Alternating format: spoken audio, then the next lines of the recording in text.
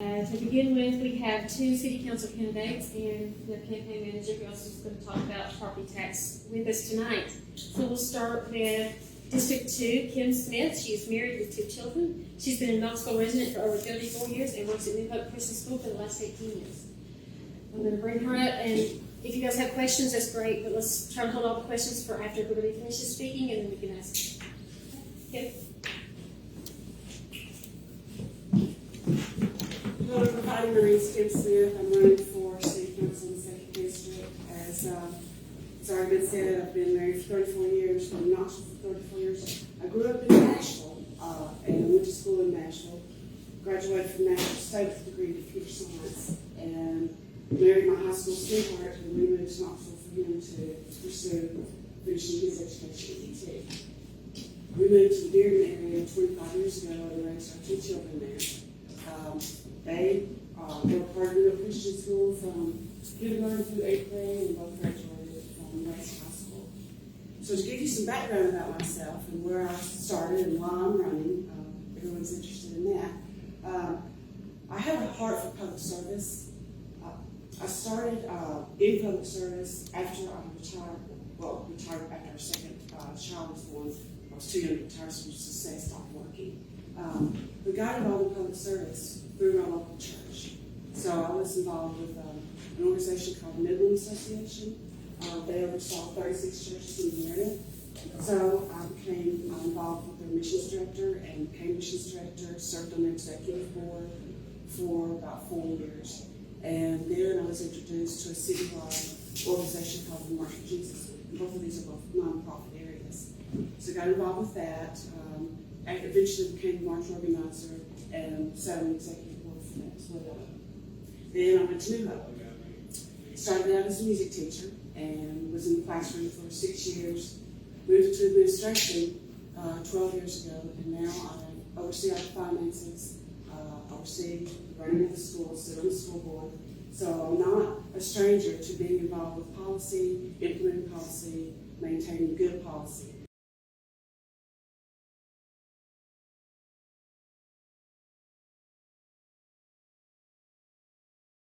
And that's what I intend to do. It's in $100 million in surplus. Today, we have $42 million in surplus. So to say that we're spending more than we have is a gross understatement. It takes $12 million to just maintain the credit that the city has out. And we all want public safety in public schools and in our areas. We can't recruit new jobs, new families to areas that are unsafe because nobody's going to want to walk down the street feeling like they're going to be shot at. So I certainly feel like monies need to be focused on our frontline workers, our police force, our firemen. Those are the people that keep us safe. I'm standing because I feel like, well, I don't feel like I know. I stand for God, family, country, and I think our country has moved away from that. And I want us to have good government, implement good values, and put the people first because we are governed by the people. Thank you for your time.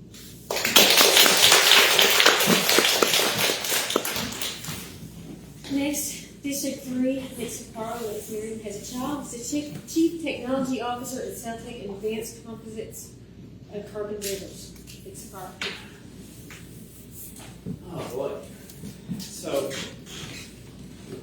I run actually more than just those businesses. I actually run quite a few.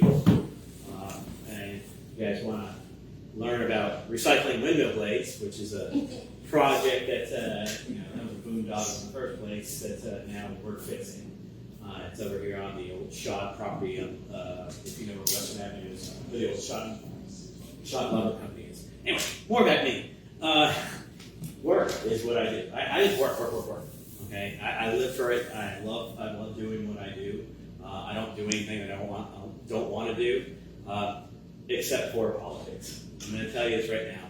I absolutely hate it when the government is intruding in our lives. That's the point. I have to deal with bureaucracies from the United States. I do business in China. Yes, I do. And guess what? You want to see some horrible bureaucracy? We're heading towards their kind of thing. they're going the other way and we're going that way. So when you see things like this where we're spending money, and I have businesses, I have a home, you guys have budgets yourselves and things like that. So you deal with that kind of thing. You go, okay, this is how much money I take in, this is how much I spend, and what do we have? We have the city council and the mayor, the rubber stamp for the mayor, if you will, the city council, just going, here's all the money, spend all of it. That's your money, that's your money, that's your money. It's not their money. That's the first thing that they don't realize. And so when they spend money like this, and they do things like that, people like me have to show up. And I go, no, like when you're training a dog, no, so that's what happens is, hopefully Kim and I and the other three will be able to change the city council, and no more, rubber stamps for the mayor, no more, ridiculous budget allocations for no reason. Because here's the other thing, and this is where the county people don't realize this: when they bankrupt this city, it's going to fall on the county, and guess who's going to pay for it? Everybody. Nobody can do that. So, that's why I'm here. It's basically, my district, she won 19% of my district, and then now is the council member. Somebody was asleep at the wheel, it happens, it was like that. Well, I promise you, we're not going to go for a repeat. That we're going to try that. We're going to try to see this all the way through to the end and take care of this and change everything. Thank you very much.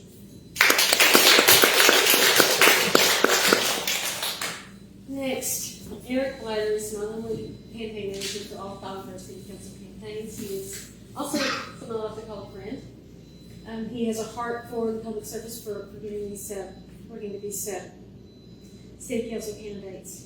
He also wants to come and talk to us today about property tax rates and the property tax cap petition that is now circulating. All right. Thank you for having me. If I could just do one thing, just hand out something on the city council candidates, just like a one-pager. What is that page on that? Yeah. So if anyone hasn't seen this yet, here's copies here. Over here. So on the 5 candidates, it just has their contact information, a short little bio, how to donate to them, and so if anyone wants to get more involved with the election or support any of the candidates, one of them is from this group, Elizabeth Murphy. Some of the candidates started earlier than others. Some of the more recent campaigns are Elizabeth, Kim, and Nick's. So if anybody has limited funds and they want to be strategic with who they donate to, I would highly recommend those 3 people. I think all 5 of the candidates are great, but there's certain ones, like for instance Jim Quinnears, they just don't need the donations from you right now. You can tell Jim I said that too, he'll be okay with that. So money today. Yeah. What did he say to you? What did he say to you? Told me to send it some over candidates. There you go. So that's from the candidate's mouth himself. And said, hey, reallocate it to someone else. We got hardworking candidates. That's one of the prime components to win an election. So anyone who invests in these candidates, what I've seen them do so far, I do not believe you're going to be wasting your money. They're working hard, and it would be a worthwhile investment. And more importantly, just besides investing in the candidates, you're investing in our future. You're investing in our country. I think the most important thing we can do, we have to change the direction of our country, but the front line is local government. And that's the most important, most impactful, most effective way you can change the course of our country is locally. If you look at advice that people give you, what do they always say?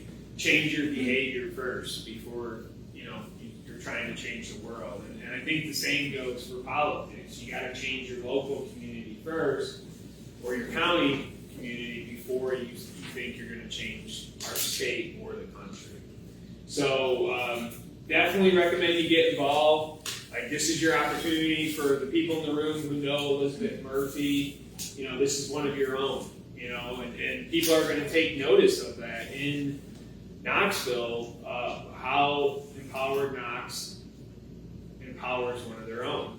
And so there you go. I mean, this is the opportunity. She has stepped up. She's working hard. It's time for everybody else on the team to have her back and support her financially, or, if financial means is not a possibility for anyone, support these candidates by helping out their campaigns. And there's plenty of ways to do that. And I'd be happy to talk to anyone afterwards. So, the How other much thing. does a sign cost? I know Oh, there's and that's a like great sign- question. Yeah, that's a great question. So Kim asked how much a sign costs. So a sign is $4, and that's someone buying bulk, and that's me shopping the price through great vendors like Richard Esparza here.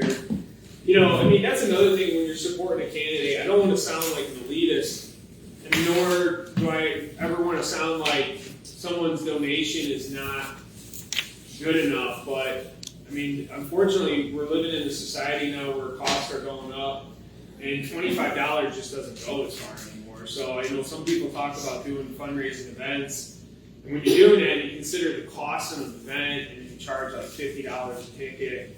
Out the door, you're almost got half the money gone, and then now you got $25 left, which pays for 6 signs. I'm not saying that this is going to happen with any of the candidates, but if you're running citywide, which all these candidates have to do in the November election, right? Elizabeth, Garrett, Holt, and Jim have to run in their districts for August 31st, but then all 5 candidates will run citywide. November 2nd is kind of a weird hybrid system. Hypothetically, you could do 3,000 signs. That's $12,000. Plus, if you do the 4x4s and 3x4s, now you're looking at potentially another 4,000. That's 16,000. Not saying we're going to do that, but just. I remember when we were talking about candidates and we did not have people to run in districts that are Trump districts. And it was sickening to me to think that Cena Singh won in a Trump district. And so we're like, who's going to run? Who's going to run? So the fact that you guys have stood up to run, that's for us. It makes me emotional, but that's for all of us. So I would like to encourage everybody here, I'll challenge you, donate 5 signs, donate 10 signs. Don't leave tonight without donating a sign. Because every single night, these guys are out there knocking on doors. Every night, 5 days, 7 days a week, all Saturdays and Sundays. And they're doing that for us. I don't know that anybody particularly wanted to do this, but they're doing it for us because the bigger issue isn't that the money falls to the county. Nick, like you said, we right now are a huge sitting duck. The national liberal money people, the teachers unions are looking at Knoxville, and we are so vulnerable. I will tell you, if we had NEA money in our races right now, we wouldn't win any of these races. We have got to win these seats before they recognize that they can put money here and we're done. So please donate. They're knocking on doors to get signs and yards. Say, I'm going to donate 5 signs. I'm going to donate 10 signs. They really need that. And they're doing it for us. Thank you for sharing that. So everybody has this petition here. So this is an initiative. This is a citizen voter initiative that started. City of Knoxville allows us to propose changes to ordinances, city ordinances. And the best thing is anything that citizens can change it. Only the voters can change it in the future. So we have this initiative. Andy Fox, who's part of this group, has done a lot of research, legal research on this. What this would do is it would cap the city's property tax rate. Currently, the city council can increase the tax rate anytime they want, as much as they want. What this would say is for them to be able to increase it above today's current rate, they would need voter approval. So it allows, it's essentially you pay, you say, right? It empowers the voters to have a say on what their tax rate is. It's a huge initiative. We need to get over 7,400 signatures. Currently, as of today, we have over 850. and we have a mailer that's going to go out when in Davidson County they've done some of these tax petitions. The mailer is how they would receive over 90% of their signatures. We're doing it a little bit differently in Knox County to be on the safe side. That mailer is going to cost $14,000. I've raised over $8,000 for it as of now, and I'm working on raising the final remaining $6,000, but I think I should have it probably in the next 2 weeks or so. But any support with that, I appreciate it. Like there was a woman I met at the Republican Women's Club. Was anyone there? Daniel Ewer.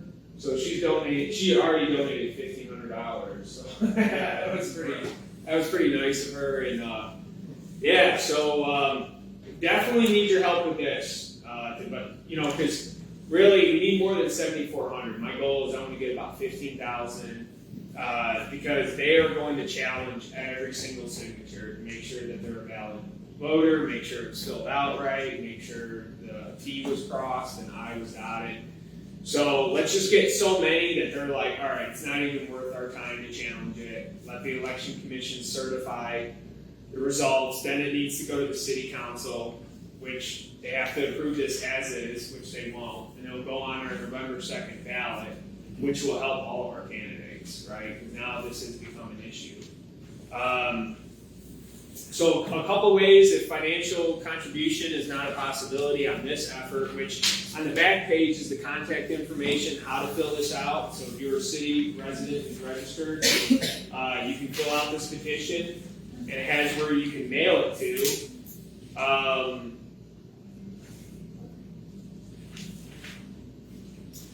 Another way, we have people who are willing to go out to events in the city and collect signatures. So if anyone's willing to do that, we'd love your help with that. Kim, Richard has offered to help with that. That's a way we can get people in high traffic areas to just get a lot of signatures to help really boost that number up to the 15,000 that we need. You do not have to live in the city to help gather signatures. So that's, I think, a question I've been asked, which I thought was a really good one. Anyone can help. You don't even have to live in the county to help.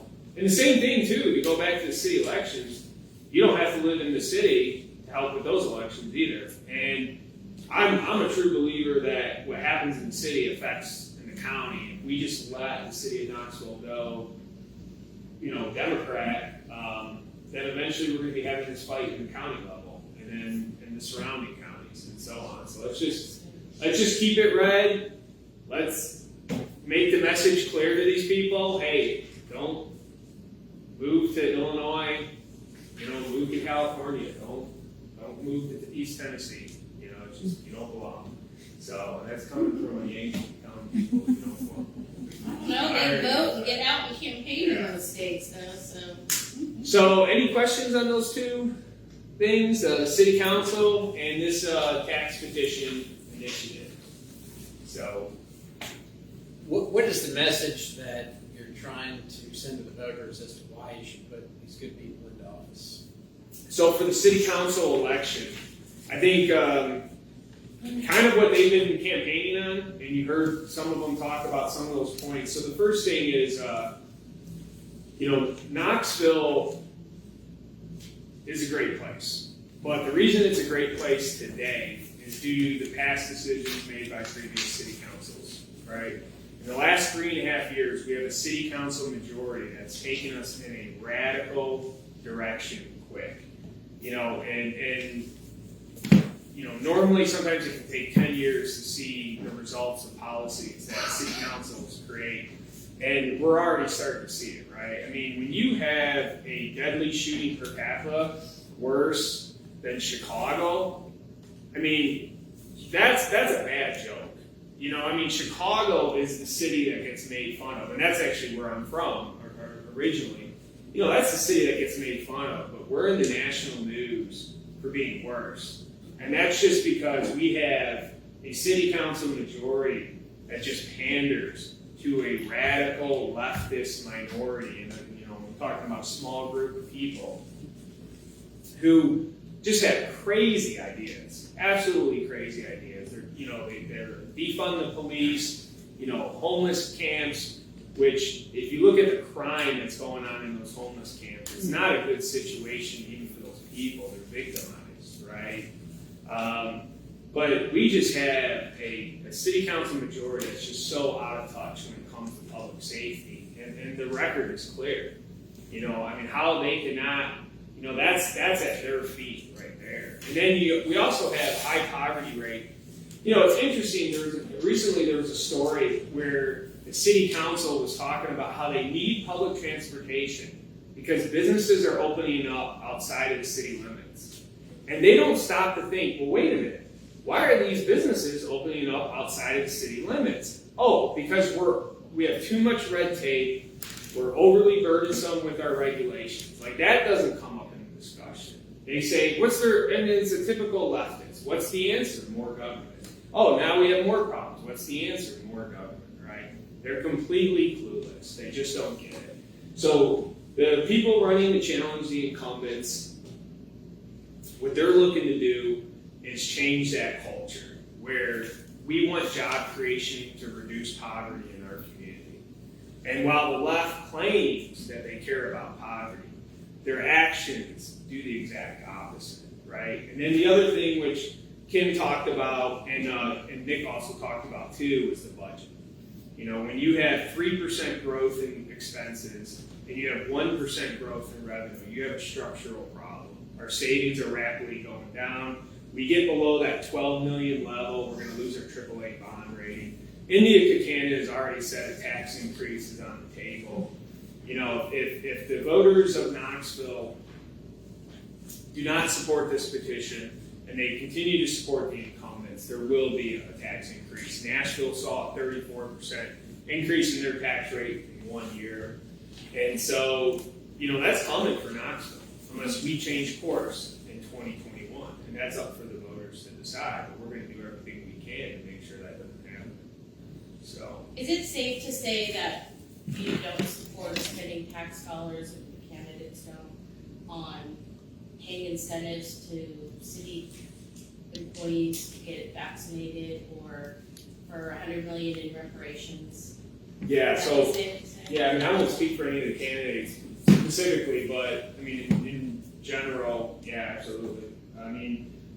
Paying people to get vaccinated was the one thing. That's just a waste of money. We have, right now, oh yeah, that actually happened. Right now we have trouble recruiting police, but we're spending $560,000 on a New York firm to create a piece of work of art. So we're not even creating jobs in our community, right? This is just the craziness of the radical leftists on the city council and who they're pandering to.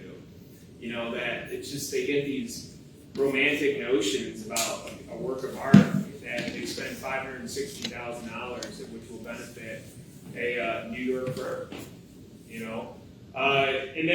But that's another reason to do the tax petition that Kim just brought up. If you have a city council promising $100 million for this, $50 million for this, when they're spending, deficits of $50 million, and when you're talking about a local city government, those are pretty large deficits percentage-wise. Isn't there enough?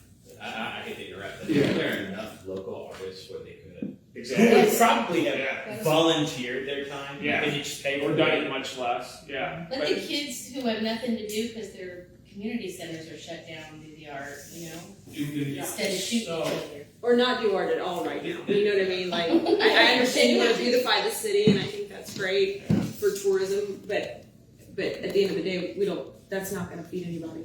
Yeah. So let's just push pause on the art right now. Yeah. Great point. I don't mind if they put that back in their community. They got more bang for their buck for one, but at least then with a local artist that got Yeah. Yeah, local employment. Yeah. It's just, that's part of the change. There's a long answer to your question, but it's a good question. So, any other questions about the tax petition or the city council elections? I have a question for the candidates. I could probably ask you guys about a bunch of different issues, but more important to me is I have seen recently elected officials who get up there and say all the things that I believe in, they're strong faith, and they'll actually say everything that I want, and then they'll get in front of a group of people, and they'll be too weak and too apologetic to actually stand up for the citizens they represent. And I see things getting harder, not easier in that aspect. And so for you two, as you're running, what can you share with us to assure us that you're not going to feel too compelled to be friendly and compromise when it's on our backs? You want to go first? Sure. It's on me. No. What I don't understand, I don't think any of us understand, is why people have become so angry, why they've become so frustrated, why things have become so divided. And I believe it's because people don't feel like their voice is being heard.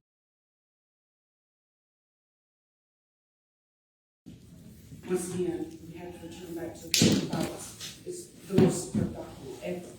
And people have gotten away from that too. But furthermore, answering your question, I am a woman of faith. And I rely on my higher power. And I rely on that power for strength. And I stand on that. Because otherwise you're going to fold and stand for nothing. I'm terrible. I don't care what anyone thinks. I mean, I'm wearing a shirt right here. Here it is. Dark humor is a lot like food. Not everyone gets it because Stalin is the one controlling it. So if that gives you an idea of where I come from on this, I'm not going to play around. I don't have time to double speak, and they see me coming. I've been a Knoxville resident since '91. I moved here when I was 11. I actually ran for city council back in 2003. If you want to go check, I have a PolitiFact record that the News Sentinel absolutely hates me. Ironically enough, Gloria Vines likes me. So, because, worst case scenario, I'm going to tell the truth. I'm going to say callous truths that are really mean, and sorry about it, but that's what you're going to get. You're going to get that from me. At the same time, I try to be polite. If I know that there's a bunch of Democrats in the room, and I don't want to punch them in the face or anything like that. I'm not that dude. But I will say, you're wrong. Sorry. That's how it works. That's how it works. And not even Republicans. I've been known to smash Republicans too. And I'll do it all day. I don't care. It's about standing up for your own principles. And at the end of the day, if your principles align with the people that you're representing, and a good example is my neighborhood. My district is the reddest of the red districts. I mean, total Trump district. That's all there's to it. No question about it. And we have a Democratic Socialist. Well, it's shameful, really. Yeah. Thank you for running. Yeah, Richard. If you want to explain how that can happen in Knoxville. Yes. That's a good thing. Yeah, so not everybody knows about how that. Yeah, so okay, in Kim and Nick here, there's only 2 people running in districts 2 and 3, so they automatically advance to the November general election. But what happened in 2017 was 4 people ran in District 3, which is the district that Trump won. And there was one person who received, I want to say, like 48% of the vote out of the 4 candidates. And then Seema Singh was, as Nick pointed out, probably about like 19 or let's just say 20. I thought he got almost 60. Yeah, so yeah, It's ridiculous. Yeah, it was distant second. So what happens is in the August election, it's the districts, and then the top 2 candidates then compete citywide. And so that's a scenario where you can get someone who doesn't represent the majority of a district representing the district. As crazy as that sounds, and another thing to Kim's question about standing up to the mayor's agenda. And not wanting to be nice, I feel like our country was founded on checks and balances. I think that was pretty clear when it was created. And I just don't understand, we have an election system that almost encourages groupthink mentality on the city council. And I think that's a huge problem. Whereas on the county commission, I would say arguably or relative to the city council, we have much less groupthink, right? We have people across the spectrum. we have votes taken more often where there's no votes and it's not unanimous. And I think there definitely needs to be a change in the city and how that's done, because it does encourage groupthink. And I can't imagine anyone that could actually make good arguments as to why you want a government body with a groupthink mentality. That would just blow my mind. I think you would always want discussion and even a certain level of disagreement. And the other thing too about this petition is I do have, if someone lives in the city and wants to sign this and you don't want to mail up something back, and I do have sheets on me with signatures already, I'd be happy to have you sign today. So Maybe I missed it, but I was talking about the way the city votes and how people that don't live in the district can vote in the district. How it has. general. So are you talking about private qualified voting? No, I'm talking about in the general election, the whole city can vote in all. Yes, yeah. So I didn't make that clear. Yeah, so I didn't make that clear. So in August 31st, somebody can vote for Nick, right? And someone who lives in District 3 can only vote for Nick. They're only going to show up and they're only going to vote for one candidate. But come November 2nd, they will be able to vote for all 5 races. Okay, so yeah, thank you for clarifying. And it's vice versa. So like somebody in Kim's district can't vote for me in August, and my district can't vote for Kim. But then, in general, it's a Just vote crossover. for everybody. Because you know I'm going to be voting for her, and she's probably going to be voting for me, I think. So it is what it is. But that's the whole thing. Is that's how they actually won. In my district's situation, basically a bunch of share blue people knocked on doors, bussed people in, and got people to show up and vote for her. And she barely won. And also, the negative consequence was, also, he didn't do much because he thought, oh, I killed her in the primaries. I shouldn't even have to, I don't have to do anything. It was a fatal mistake. It shouldn't happen ever again. Trust me, it's not going to happen this time. Are you door knocking? I haven't been door knocking or anything like that, but I've been door knocking in my districts, in my neighborhoods, in my areas, and real quiet because I hate to say it, but I don't want to alarm all of their side of money people. Right. Because once that happens, once they unload the coffers, I want them to waste their money on the other things, so that then, I'm telling you political strategy now. And your video game. It's only in our group. It's only in our group. It's only in our group. That's Yes. basically what's going to happen. Yes. We're going to unload it. And I mean, right after that, well, right before the primaries, we're going to start really dumping some money in. You know, accepting money, dumping money in, and really knocking on doors, get the right name recognition out there so we can get another 68%, turnout, or win.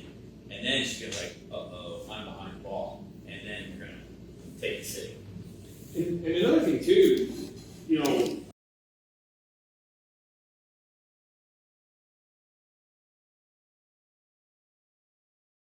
about she won second place in the August election of 2017 with 199 votes. 199 votes. That's not. I think in the entire November election of 2017, you had less than 12,000 people vote citywide. That's a problem. It's a huge problem. But it also just shows how much It's an more, opportunity too. the opportunity is you're involved in it, your donation is that much more effective. Yeah, if you tell one person in the city, or 2 people, listen, everybody in this room tells 2 people, they're going to tell somebody, and okay, that's 200, 300, 400 votes. But guess what happens then? That's the difference in hers and my district's general election. That alone. Nevertheless, I'm part of the Knoxville EV Society, and I recycle windmill blades. I can actually, I hate to say this, but I can go left of her on environmental issues. I own an electric car, not because of environmental issues, it's because I spend $300 a month in gas, and now I spend 0, so that's pretty nice, But that's kind of, again, I'm a fiscal person. But it is one of those kind of things, where they created the problem, I'm solving it, and now a lot of the Green Party people that feel kind of disenfranchised because they don't get any of these, well, they're lying behind me too. So we should encourage them. I'm not not gonna close it. There's never a bad vote, especially if we can get control of our city back. Any other questions about the city council or the tax petition? I do have voter registration forms. I also do have property qualified voter registration forms. That's where you don't have to live. You could be a voter in the state of Tennessee, but if you own property in the city, it allows you to vote just for city elections. So I have those forms too. And yeah. All right. Thank you for allowing me to speak.